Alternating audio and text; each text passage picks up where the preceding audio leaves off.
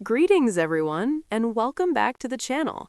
Today, we are diving deep into one of the most dramatic and controversial royal events in recent memory, the Commonwealth Day service at Westminster Abbey, where the carefully orchestrated pageantry of the British monarchy was shattered by the sound of boos, jeers, and angry chants.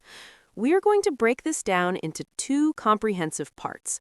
In part one, we will set the scene, walking you through exactly what happened from the moment the royals arrived until they disappeared inside the abbey, including the explosive context of the Prince Andrew arrest that fueled the fire. Then, in part two, we will analyze the fallout, the polling data, the public sentiment, the constitutional questions about the line of succession, and what this all means for the future of King Charles III and the House of Windsor. So stick with me as we unpack a day that was supposed to celebrate unity, but instead exposed the deep fractures threatening the modern monarchy. Let's begin by setting the stage.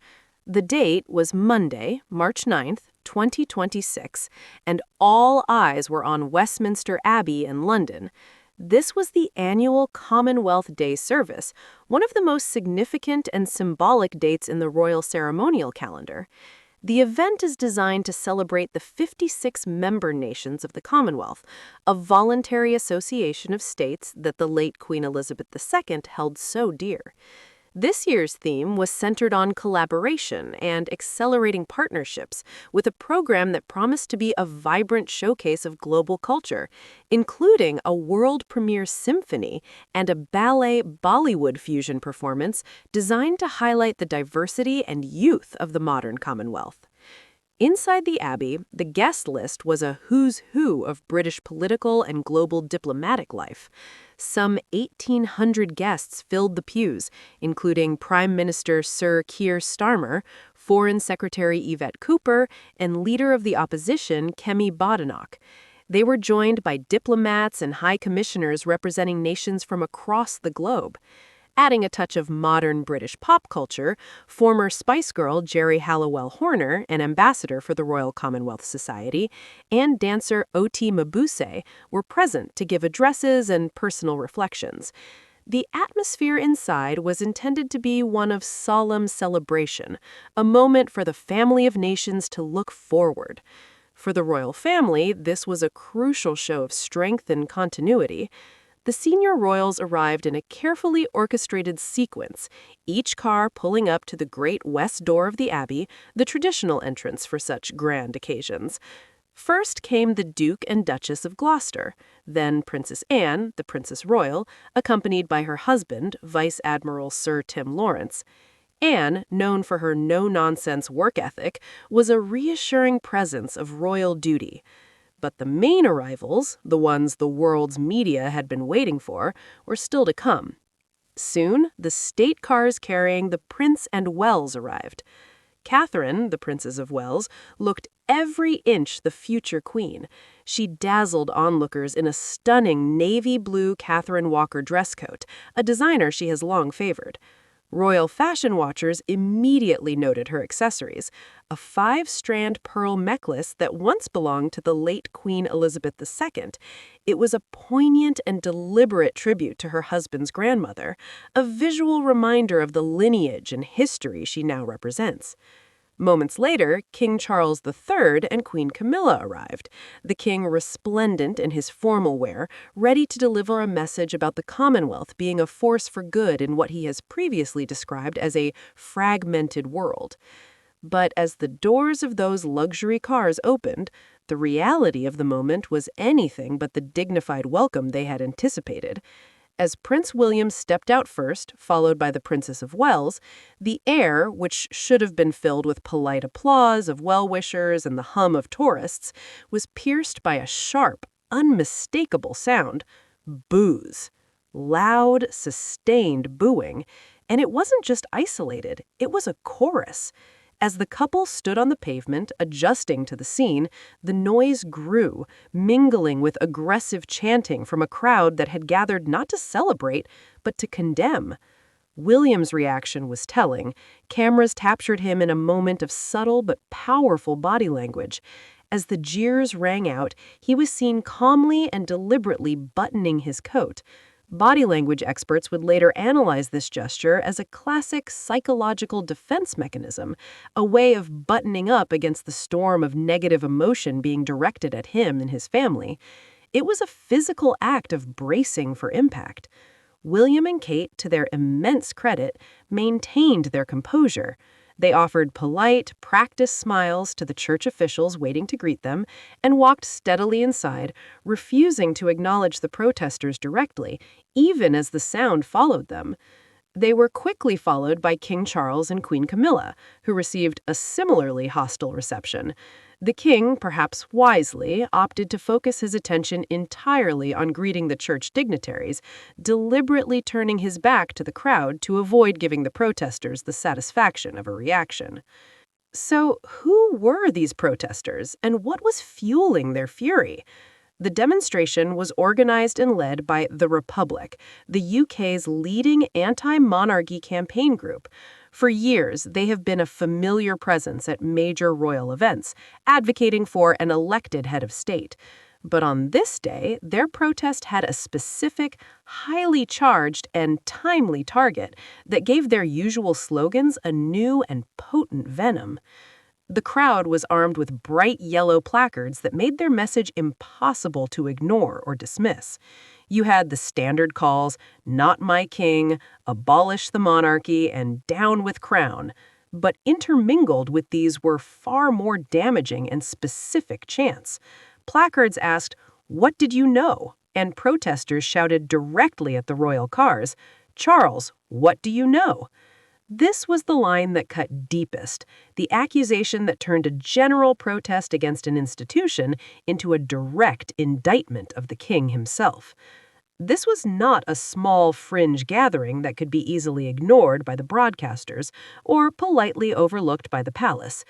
Dozens of activists made their presence felt, their voices rising above the crowds of tourists and the smaller number of loyal royalists who had come to wave flags. The scene outside the Abbey became a tense, divided space. Some royalists in the crowd reportedly began booing the protesters, creating a bizarre and hostile standoff. At one point, the great bells of Westminster Abbey began to toll, and it was impossible not to feel that the ancient church itself was trying to drown out the uncomfortable noise of modern discontent. The contrast was stark and symbolic, the bells of tradition and continuity ringing against the shouts of a republic in waiting. To understand the sheer venom of that chant, "Charles, what do you know?" we have to rewind just a few weeks. This Commonwealth Day service was the first major public gathering of senior royals since the arrest of Andrew Mountbatten Windsor, the king's younger brother, formerly known as the Duke of York. On February 23, 2026, just 2 weeks prior to the service, Andrew was arrested at his Norfolk home, the sprawling and controversial Royal Lodge, on suspicion of misconduct in public office. The arrest was a seismic shock, an event without modern precedent for a senior member of the royal family. The allegations are as serious as they are damaging. They stem from his time as the UK's Special Representative for International Trade and Investment, a role he held from 2001 to 2011. It is now being alleged that during this period, he shared confidential UK government information with his convicted sex offender friend, Jeffrey Epstein.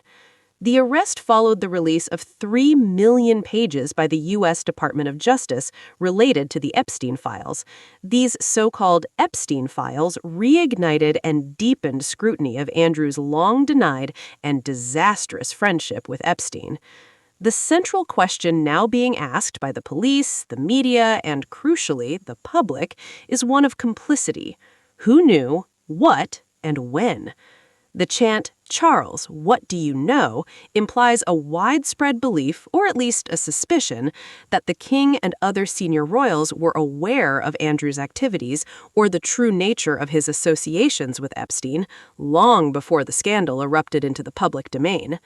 The protest group, Republic, timed their demonstration perfectly to keep this question, the question of a potential cover-up within the palace walls, front and center during the royal family's most high-profile appearance since his arrest. While Buckingham Palace has issued carefully worded statements expressing the king's profound concern and stating that his thoughts are with the victims of Epstein's crimes, critics argue that this is not enough.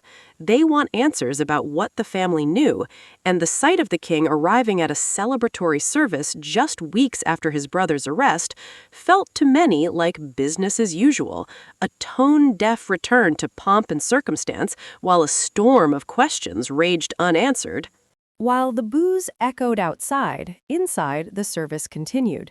The King's Commonwealth Day message spoke of the Commonwealth as a, quote, voluntary union of free association that could be a force for good against global pressures.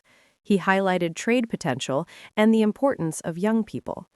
The family inside appeared warm, with cameras capturing King Charles greeting William and Kate, sharing a moment with Princess Anne.